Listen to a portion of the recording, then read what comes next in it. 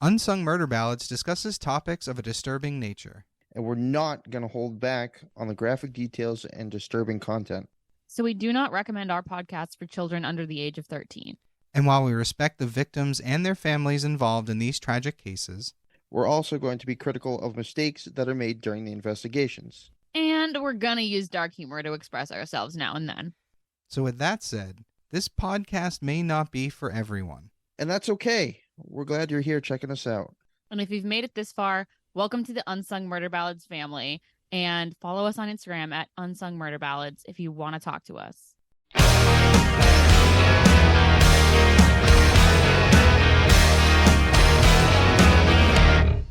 Hey everybody, welcome back to Unsung Murder Ballads. This is episode 60... Jesus, what are we? This is episode 67. I am Janus Dead.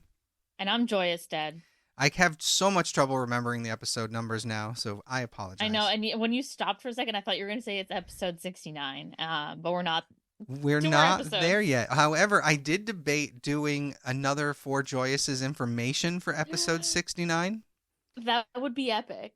So I have to tell you, I had a woman that works in my building come up to me yesterday, and she said, I finally listened to your podcast. And I was like, what episode? She's like, John Wayne Gacy. And I go, oh, yeah, that's a really good one. And she goes, how does someone not know anything about John Wayne Gacy? Oh, she's putting me on blast. It was so funny. And it's not just you, because Shark Dad didn't know anything either. Yeah, true. So we were kind of joking about it. And I was just basically saying, you know, it wasn't your thing until you started doing the podcast. So yeah. So yeah, she said it was really funny and really enjoyed it. So that's a good thing. And it's a good recurring bit on the show. Yes, and it lets us do these famous cases that we wouldn't otherwise do, and I would never have done it if you didn't not know it. Does that make sense? Right, exactly. All right, so tonight do you remember the episode we did on Susan Cox Powell, the woman who disappeared, and then later her husband locked a social worker out of the house after his two sons came in? Yes. Okay. So, do you remember how frustrating that 911 call was? Yes. Oh. Okay, so we have another case with a 911 call, an emergency call that's just as frustrating as that one. Oh no. So I'm going to get mad today. Yes, but the only difference, because we're going to start with the 911 calls. I keep saying 911, but it's actually a 112 call because this takes place in Romania. Oh, gotcha. Okay. Now, I can't play the audio because the audio is in Romanian. So it would not help. No, it wouldn't help anybody. It's definitely frustrating because we wouldn't know what they're saying. Exactly. But you can hear the inflection because I did listen to it. I did find a version of it with subtitles. So that helps. And that's where I got the transcript that I'm about to read is looking through that, that translation. But you can hear the tone. And that's even more angering, even though you don't understand the words. Wow. Okay. Okay. So Romania, July of 2019. Recent. Yes. A 15-year-old girl has been abducted and raped by her captor. Ugh. Awful. So he has left the home and she is bound, but she was able to free herself and reach a telephone and calls for help. There are 3 transcripts of calls that were made. 3 calls that she made to 112, which I've said is Romania's version of 911. The fact that she had to call 3 times? Hey, what? Yes, exactly. Get that rage up because you trust me. This sucks. God. So the first call was made at 11:05 a.m. The dispatcher says, 112, what's your emergency? And Alexandra says, I want to talk to the police. What happened, madam? What is your name? And she says, I'm a miss. I'm 15 and a man kidnapped me yesterday. She says, what's your name? And she says, Macesanu, Alexandra. Please hurry. I don't know where I am. What do you mean you don't know where you are? What locality? In Dubrov, no. In Caracal. He took me to Caracal, but I don't know where exactly. I'm kind of already dumbfounded that, they're not immediately it's fucking 2019. We can triangulate where the fucking phone call's coming from. Hello? Exactly. Why are we already dispatching? Exactly. So then the dispatcher says, but give me a location or something in Caracal. How do you think we can find you? Hello? The girl says, Yes, hold, please. Super polite. Oh my god. How is she staying this calm? I have no idea. And then the dispatcher says, have you been raped? And the girl starts crying. Alexandra starts crying and says, yes, I've been raped. The dispatcher says, okay, stay on the phone, but try to give me a location to know exactly how to find you. And then Alexandra says, he came. Come quickly, please. And the call disconnects. But the recording it continues after the disconnection, and the dispatcher is caught on the recording talking to a coworker. Oh my god. The dispatcher says, well, where the hell should we come in Caracal, man? Well, what the hell should I do? She's in Caracal, but she doesn't know where. That's call number 1. Oh my god. So the dispatcher then contacts another police officer to inform him of Alexandra's call. Now keep in mind the dispatcher is actually a police officer. There, it's not the same as here where it's just like an operator sitting at a phone thing. This is an actual... You know what? That kind of makes sense to why it's going like this, because like operators get extensive training of exactly how, and like that's their whole job. But like if it's being done by a police officer, then like I'm not surprised that they don't specialize in this. Okay, fair enough, but it's still frustrating as fuck. Oh yeah, not that it's an excuse, it's like a reason why it should be a separate job. Agreed. So the second call comes in within a minute at 11:06 a.m. 112, what's your emergency? It's me again. Where are you in Caracal? When he took me, he blindfolded me, but before that I saw that we were near the dam. His name is Popescu Lucian Gabriel. Where are you now? Can you see anything? I can't. I'm locked inside a room. I can only see a gate. The dispatcher says, try and see. But how do you know this man? Tell me. Alexandra says, I was hitchhiking yesterday because I needed to go downtown and he picked me up. He locked the car and said he's taking me to where I needed to go. The dispatcher says, did you manage to remember the plate number? She says, no. She says, anything about the car? What model? She says it was gray and the front was flat. The dispatcher said, yeah, that's how I would have answered it too, let's be honest. Yeah, I mean, that's like, it's a good reminder that when you're in that situation, you should really be noting things like that. Yes. But I wouldn't think to, for sure. So the dispatcher says the front was flat, and Alexandra says yes. And the dispatcher says, with a condescending tone, so that's all you can remember? And you said you were near the dam? And Alexandra says, yes, the first time I looked, but now I think I'm in Bold. This would be like a neighboring county. The dispatcher says, okay, do you have your phone? And she says, yes, but he took it. I'm calling from another phone. The dispatcher then says, doesn't matter. Where did you get this phone? And she says, which phone? And the dispatcher says, the one you're calling from. And Alexandra says, it's his. I found it here. And the dispatcher goes, it's his? Yes. And then the dispatcher's like, okay. So Alexandra says, okay, but please, madam, send someone. And the dispatcher says impatiently, enough. Just scolds her. Are you fucking serious? It's crazy. Alexandra then says, I'm scared. And the dispatcher goes, I understand, but stay on the line. And Alexandra at this point is crying. And she's like, I'm scared. And at this, oh my God. And at this point, a police officer, like an official officer, joins the call. It's a different voice. And he says, hello? And the dispatcher says, she was kidnapped yesterday. She's calling from the kidnapper's phone. And Alexandra's like, please hurry. And the police officer says, where are we supposed to hurry, miss? Oh my God. And Alexandra... this can't be like they don't have technology there. Like, they should be, if this is his phone, they should be able to look up the fucking phone number and see whose fucking phone number it is. Like, why aren't they trying anything? It's crazy. It's so frustrating. So after he asks where they're supposed to hurry, Alexandra's like, what? And he's like, where? Where? And she's like, I'm not sure. We went by the dam, but I think I'm in Bold. And he's like, where? Where are you? She's like, in Bold. And he's like, in Bold. And she's like, wait, I just found an address. And then she says, Antonio Sarakalu Boulevard, number 9. The police says, stay there. Don't move from there. Now the dispatcher says, read the address. And Alexandra says, please hurry, I'm scared. To which the police officer says, is that an apartment? She says, no, it's a house. The police officer then says, stay calm. A team is on the way, okay? And she's begging him and crying. She's like, please hurry. I'm scared of him. He beat me. Oh, God. To which the police officer impatiently says, okay, stay there. Oh, my God. And at this point, the phone cuts out. Oh. Alexandra calls back at 11:12 a.m. Dispatcher says, 112, what's your emergency? She's crying now and says, have you sent someone? I think he's coming back, and I'm scared he'll beat me. The dispatcher says, you talked to the police, right? And she's like, yes, I talked to you. And the dispatcher says, what did the police say? Oh my God, this condescending shit. It's Are brutal. you serious? It's fucking brutal. So Alexandra says, they said you were going to send a team. And the police officer, who's now back on the line, says, yes, I'm listening, miss.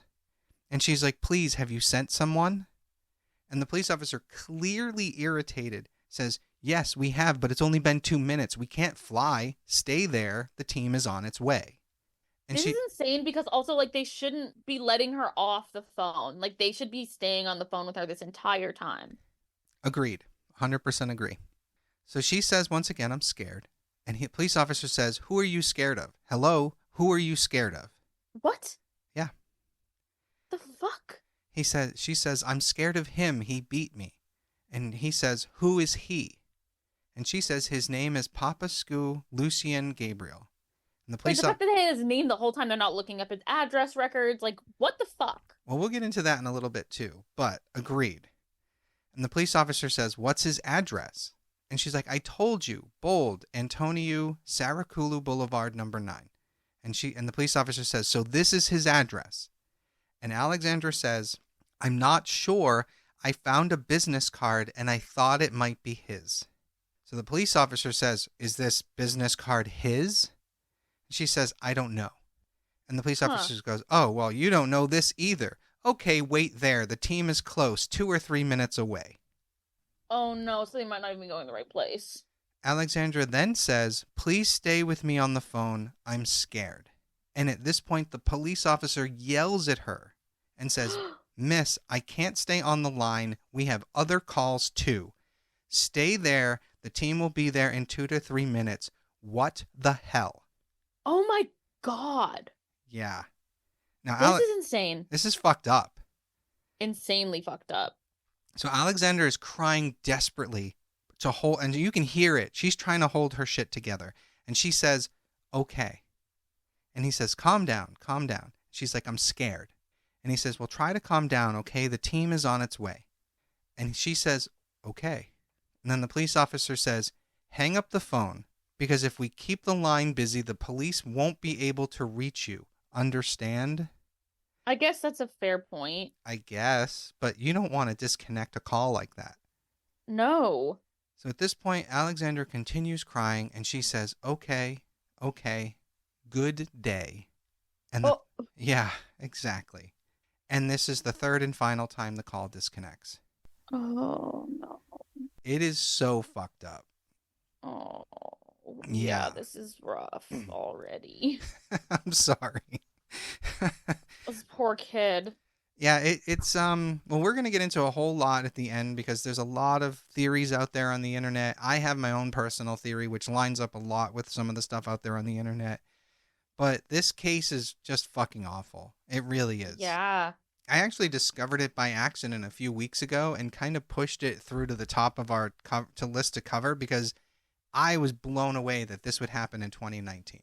Yeah, all of this is crazy. Like, it seems like this is the easiest thing in the world to do something about. Right. And you're right at the edge of touching on my basic theory behind the whole thing. You're right at the edge of it. Yeah, if you gave it just a touch more thought, you'd probably come to the same conclusion even before we get into it. You're saying they're in cahoots. The police are in cahoots with the kidnapper? That's exactly what I think. Okay. Interesting. Yes. So today we'll be discussing the cases of Alexandra Macesanu and Luiza Melencu. And I do want to give a trigger warning as this case involves violent sexual assault. Even though we've mentioned the rape before, we're going to go into a little bit of detail later that makes it a little more brutal. Oh, great. Not intense detail because I don't think that's necessary. I'm not trying to gross people out and I'm not trying to traumatize people. Right. So it's July 24th, 2019, and this day started off like any other normal day for 15-year-old Alexandra. Alexandra is described as being a strong student, friendly, and very sure of where she wanted to go in her life. She was a dancer, she played guitar, and she was well liked. She lived in the town called Dovresloveni in Romania, but was taking classes in the nearby city of Caracal. Her trip to school usually involved her taking a state-funded taxi that traveled between the school and the surrounding towns to provide students with transportation. Basically, imagine a van service that essentially, Right. yeah, they essentially acted like a school bus. Exactly. Now, at this point in the year, it was essentially finals time, and Alexandra wanted to do well, so she was staying at school later or going in earlier to study and do all that stuff. Mm-hmm. So Alexandra was last seen at 9 a.m. on July 24th after she had left for school. Her parents reported her missing when she didn't come home that night. Alexandra had wanted to meet up with a friend prior to classes, and as a result, she couldn't wait for that taxi pickup. So instead, she began walking and hitchhiking as there were no other public transportation. The government had recently eliminated all the free regional transport, and private transport companies were no longer obligated to go out to these kind of distant places as they didn't generate the same profits. Ugh, that fucking sucks.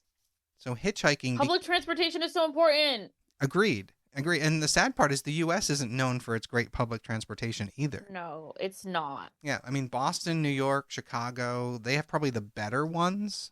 But Right. let's be honest, like, you get outside of those cities, your public transportation, you're lucky if you can get a bus. Right. So hitchhiking became a normal thing for people to do in Romania even as late as 2019. It was such it was such a normal thing that her parents, as she was getting older, they only warned her about getting into vehicles with younger men. Interesting. Yeah, they were literally like, if it's a woman, get in. If it's like an old man, don't worry about it. But if it's a young guy or whatever, don't get in the car. That's a very interesting bias. It's weird, yes. And if she was to, if she was to take a ride from a man, it would, the guy, like I said, should be older, like a grandfather is what they were telling her. Right. So Alexandra was hitchhiking when an old man pulled up next to her and offered her a ride. He looked like a grandfather and seemed completely harmless. The front passenger seat of the man's car was littered with boxes and documents, so Alexandra entered the car and into the back seat. The man's name was Georghe Dinca.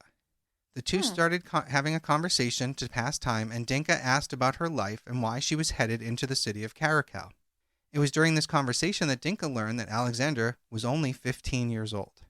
Dinca, who was a 57-year-old auto mechanic who also operated an unlicensed taxi service, decided in that moment that he would assault Alexandra. Fucking awful. In fact, he had set out that day to abduct a woman and had happened upon Alexandra, and her young age did not deter him. It sounds like it encouraged him. A little bit, the way yeah. you just said it, yeah. Ugh, So, fucking disgusting. Yeah, absolutely. He sucks. But we'll get into him too, don't you worry. So on the outskirts of the city of Caracal, Dinca stopped the car and climbed into the back seat with Alexandra. Dinca then asked her for oral sex in exchange for the ride into school.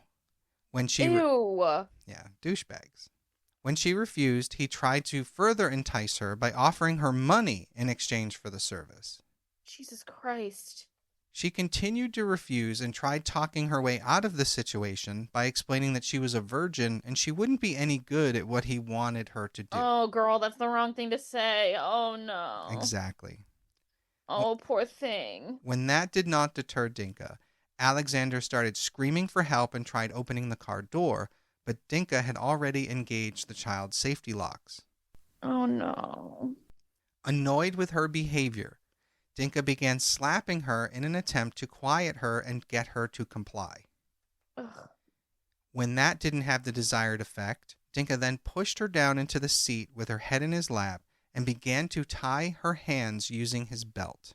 Oh, God. So he was initially trying to tie her hands behind her back, but her struggling made that so difficult that he settled on just tying her hands in front of her. He then covered her eyes and mouth with tape to silence her and so that she couldn't see where he would be taking her. With tape over her eyes? Mm-hmm. Oh, ugh. I know. I'm sorry. No, it's okay. I mean, it's not okay, but it's not okay. But we're here. We're here to suffer with them. Yes. Yes.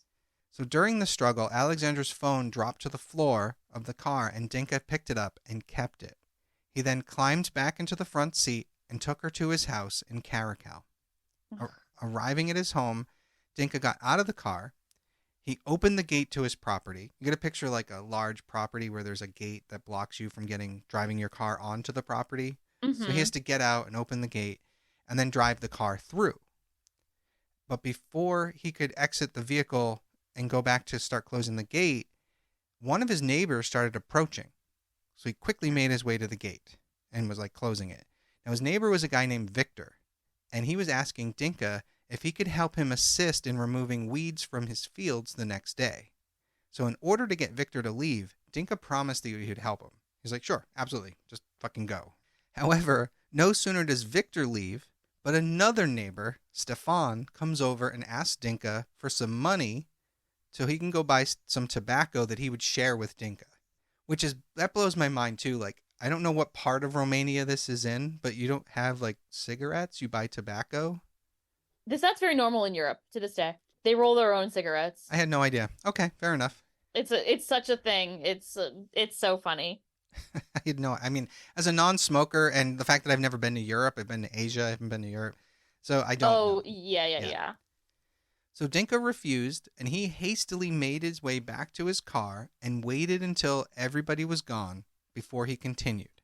Once certain he was alone with Alexandra, Dinca opened the car door and dragged her inside, bringing her into his bedroom. Oh, no. Dinca threw Alexandra on a bed and tied her legs together. He then secured her arms in chains that were already installed on the bed. Oh, God. Yeah, let that sink in for just a second. There were already chains on the bed. Yeah. So the bed itself was specifically created for this purpose. It was welded to the wall and had hooks on it for ropes and chains. Welded to the wall? Yep. Oh my God.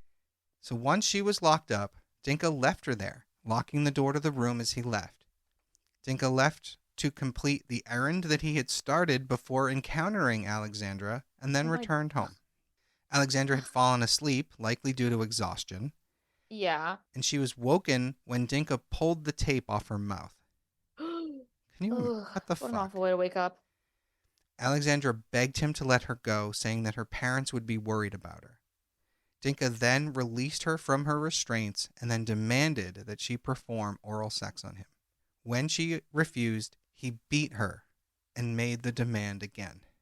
When she kept refusing, he repeated the process but increased the severity of it each time until she relented. Oh, that's so fucking awful. Once Dinca eventually got what he wanted, he then resecured Alexandra, covered her with a blanket, and laid down next to her and fell asleep. Are you for real? Yeah, fucking asshole. The next morning, Dinca awoke and left the home to attend to the animals on his property. When he returned, Alexandra complained that she felt sick and stated that she needed medicine that she had been prescribed and that he needed to let her go. She promised that if he released her, she wouldn't tell anyone about what happened. Obviously, he refused to let her go. Yeah, obviously. But he told her he would contact her parents to tell them that she was safe. Yeah, I don't know about your definition of safe, but that's not it, asshole. Like not dead in a ditch, I guess. Yeah, I guess, right? So at this point, Dinca raped his 15-year-old captive. But not satisfied with just a sexual assault, Dinca also punched her and bit her in the process. Oh my... Ooh. So Dinca then left the house again to help his neighbor, as he promised, and went around and ran some errands throughout the town. While in town, Dinca bought a burner phone and actually called Alexandra's mother. Holy fuck. While on the phone, Dinca told her mother that he was her new son-in-law and that he and Alexandra were moving to Belgium. What? Yeah. Can you imagine? That's batshit. So before Alexandra's mother could respond, he hung up, removed the SIM card, and threw the phone away. That doesn't sound like someone who's never done this before. No, this sounds very calculated and intentional. Yeah. It was during this time that Alexandra had managed to untie her chains. Then she was able to free her arms and legs and remove the tape covering her eyes. And she finally was able to see and move about the room that she was locked inside of. She found a phone, and she made the 122 calls that we have already covered earlier. The fact that, like, we were just saying how premeditated this is, and he managed to leave a phone in the room, like, that part is weird. That's, like, a little incongruent. Yeah, that was clearly the one big mistake he made. Yeah. So Alexandra's third and final call to the police ended with her wishing the rude and very clearly annoyed police officer a good day, which, as I said, that motherfucker didn't deserve. No, he fucking sucks. Unfortunately, the business card that Alexandra found was not the correct address for where she was being kept. Oh, no. And also, unfortunately, Dinca did return home towards the end of that third call, and he found Alexandra standing there free of her chains. Uh-oh. Seeing that she was still holding a phone and realizing the situation that she had just put him in, Dinca became angry. He began beating her again, this time going so far as to slam her head against the concrete floor of the room. Oh. And he climbed on top of her as he continued his assault. Oh my God. Dinca then strangled Alexandra to death. He then wrapped her in a blanket and carried her body to the garden. In spite of the fact that Alexandra had called the emergency phone number a few times, police didn't manage to pinpoint her signal immediately. Her having given them an incorrect address certainly didn't help matters. But it would be 19 hours after her call that they would finally arrive at the right address. That is insane. 19 hours. And get this shit. It didn't take police 19 hours to get there. It took them 19 hours to enter. They literally stood outside that property for many hours while they waited for a fucking search warrant so that they could enter the property. What the fuck? And even worse, legally, they didn't need it. They could have gone in. Wow, that is fucked. Yes. And that goes to my big theory, which is a lot of people's theory, and that you figured out without much thought, that clearly somebody was fucking in on that. Yeah. So Dinca was arrested on July 26, 2019, when the police finally did access the property. On the property, they found a barrel where it was clear that Dinca had been burning something for a number of hours. Oh, no. The police would recover only teeth and bone fragments from that barrel. Oh, God. But we'll be discussing more on that later as well. For the next few moments, we're going to talk about the life of this scumbag, Georghe Dinca. Dinca was actually married and had children, but they lived in Italy.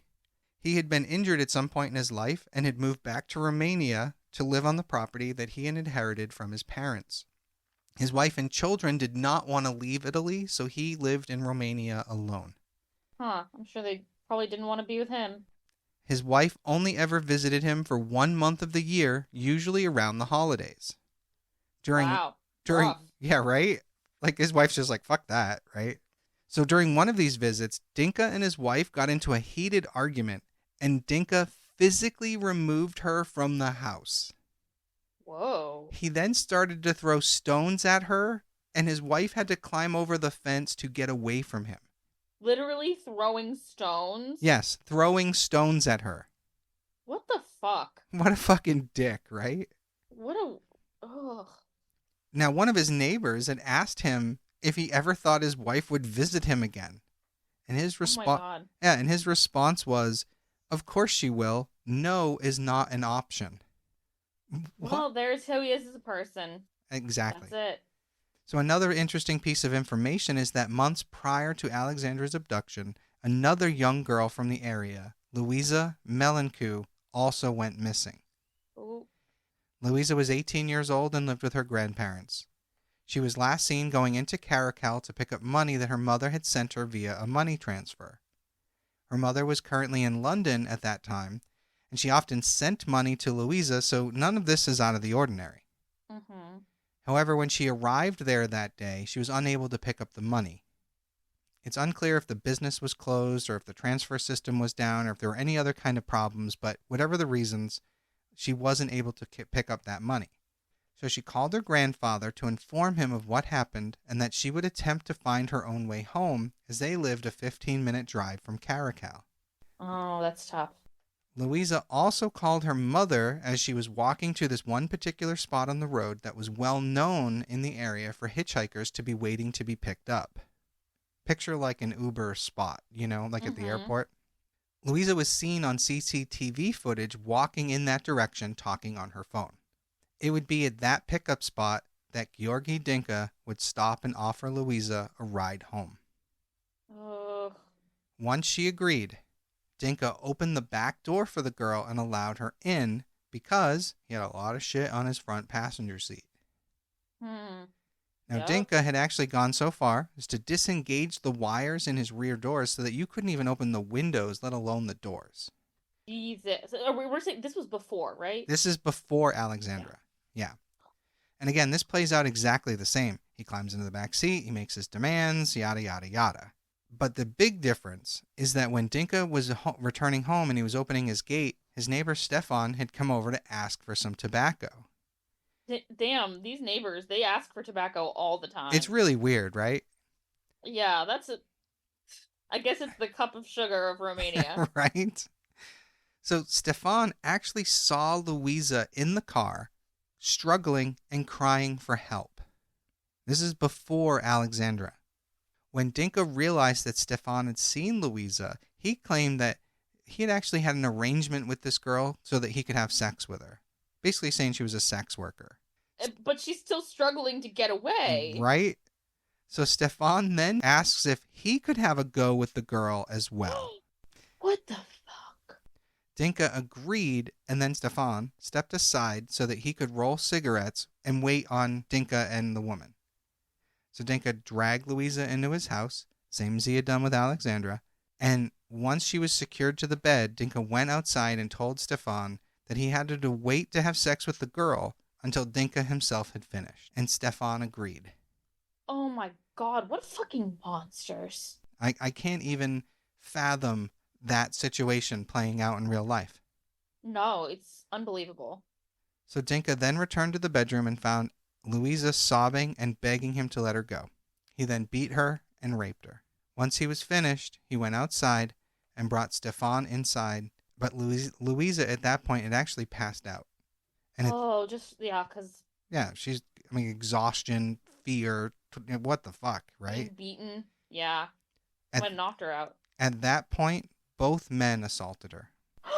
Well, she's passed out. Oh. Yep. So she came to at some point, began struggling against them, and Dinca became angry and began beating her as well as assaulting her. By the time they were finished, Luiza was barely conscious. This is so fucked up. This is awful. Also, not to jump ahead, but the fact that you're telling me all this detail means that they confessed to it. Yes, but we're going to get to that too, because there's a lot of weird shit here, in my opinion. So after Stefan left, Dinca finished chores about his house, and then he fell asleep next to Luiza. Again, this plays out almost exactly like Alexandra's captivity. The next day, he gets up, he tends to his animals, returns to the room, she begs him for her release, he sexually assaults her. She even starts stating that her grandparents would be worried about her. So Dinca asked for a number to reach out to them and said he would call them and say that she was safe with friends. Oh. And he does the same thing. He gets a burner phone, he calls her grandfather, but this time he stated very quickly that Luiza just didn't want to live with them anymore or talk to her family anymore, and then he disconnects the call and destroys the phone. But after receiving the call, Luiza's grandfather immediately contacted the police and informed them of what had happened. Mm-hmm. And the police did what they do best, and they told her grandfather that she likely ran away. Always. They always fucking do this. Yep. doesn't matter where in the world you are, it's always a runaway. Mm-hmm. So after returning home and tending to his animals, Dinca assaulted Luiza again before falling asleep. This routine would continue over the next few days. Oh. At some point, a very obviously broken Luiza just could do little more than cry and beg to be allowed to go home. And that pushed Dinca over the edge. What, that she wasn't resisting anymore? That she was just broken. He began beating monster. Yeah, he began beating her severely, punching her repeatedly in the head and chest until he actually caused her rib cage to crack. Oh. And then she began having seizures and passed away. Oh, the brutality. It's fucking awful. That's so fucking awful. So then Dinca took her body and everything that belonged to her and placed them in a barrel that was on his property. And he claimed during his trial that he burned her body inside the barrel until you could not tell that there was a body inside. He then disposed of the ashes and bone fragments in a nearby forest and continued on his life as he always had. And his fucking next door neighbor doesn't say shit, clearly. Isn't like, what happened to the girl? He probably fucking told her. Yeah, it's so fucked up. So his life, quote unquote, went back to normal until July when he saw Alexandra hitchhiking down the road. And he said, let's do this again. So with Dinca in custody and news of Alexandra's death spreading across the area, people were afraid and bewildered. The recordings of Alexandra's emergency calls were released to the public by her uncle. Oh, wow. Alexandra's uncle is a man named Alexandru Cupinasu, who is close to the former Interior Minister, Gabriel Oprea. Oh, shit. Yeah. So this is what Luiza lacked that Alexandra had. Rich connections. Yep. So the release of those tapes created a shitstorm in Romania at the time. I believe it. Her uncle felt that the Romanian public needed to know exactly how badly the police had failed Alexandra due to their incompetence and their lack of interest. Yeah. Comparing Alexandra's calls to the way the police didn't listen to Luiza's grandparents when they called, the public was outraged. I bet. Many people began to protest at the capital of Bucharest, where they were furious at how police handled the situations, and hundreds of protesters left pairs of children's shoes outside the government buildings in a poetic demonstration. I feel like I remember seeing that. Really? Interesting. I mean, it wasn't that long ago, yeah. Right. Like, I think I remember seeing it online or something. Prior to these two murders coming to light, there were proposed laws, like changes to laws in Romania regarding punishments for murder and violent and sexual crimes, in particular those against children, that for some inexplicable reason were always being delayed in the courts. There always seemed to be a reason to kind of kick the can down the road and not pass them into law. But after the public's outcry in the wake of Luiza and Alexandra's abductions and murders, those were quickly moved through. Many citizens of Romania spoke out about how cuts to the number of police officers throughout the country made them feel unsafe and how they felt the strength of their criminal justice system was failing. And of course, when Dinca gets there, he confesses to both murders and lays out the details that we talked about just as you figured out earlier. Yeah. And obviously, he's one of these fucked up ones that we've seen that he, like, wants to tell you. He wants you to know every detail. There's that, but we're gonna when we get to it, we'll expand on that with the theory that I have that I want to kind of dig into. Okay. So, although Dinca would cry and express remorse for what he'd done, he never gave an explanation for it. The only thing close to a motive he gave was that he felt he had an opportunity when the girls got into his vehicle. Right. I mean, the motive for rape is always power. Right. But still, it's so fucked up. Yeah. That's probably why he lost interest when she stopped fighting back. That, you know what? Yeah, that's 100% true. But we're going to get into another theory. Don't worry. So in the end, Dinca was charged with the following offenses: human trafficking, trafficking of minors, rape, first-degree murder, and the desecration of corpses.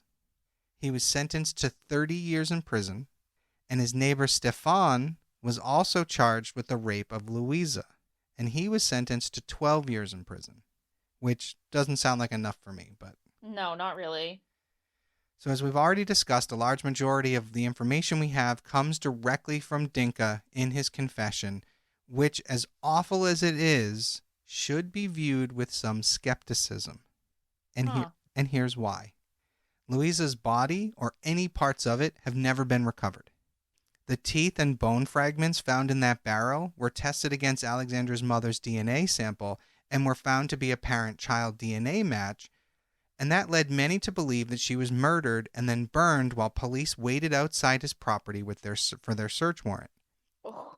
As far as many Romanian police officers and law enforcement were concerned, the DNA match to the bone fragments and teeth meant that Alexandra was dead, and Dinca's confession sealed the deal. However, did you know that all of sex trafficking that takes place in Europe, out of all of it, 50% come out of Romania? I did not know that. 50% of all women being sex trafficked in Europe come out of Romania. And if you talk about people being trafficked in the United Kingdom, 2/3 of those come out of Romania. Whoa, this is a dangerous place. Holy fuck. Even after their own citizens demanded reform, there has been a clear lack of accountability for human traffickers in Romania. According to the U.S. Department of State's 2020 Trafficking in Persons reports, the Romanian government does not fully meet the minimum standard for the elimination of trafficking. And it's insane. It's so prevalent. They should be all over it. Exactly. Now, moreover, Romanian authorities investigated, prosecuted, and convicted fewer traffickers, and complicity in trafficking persisted without punishment.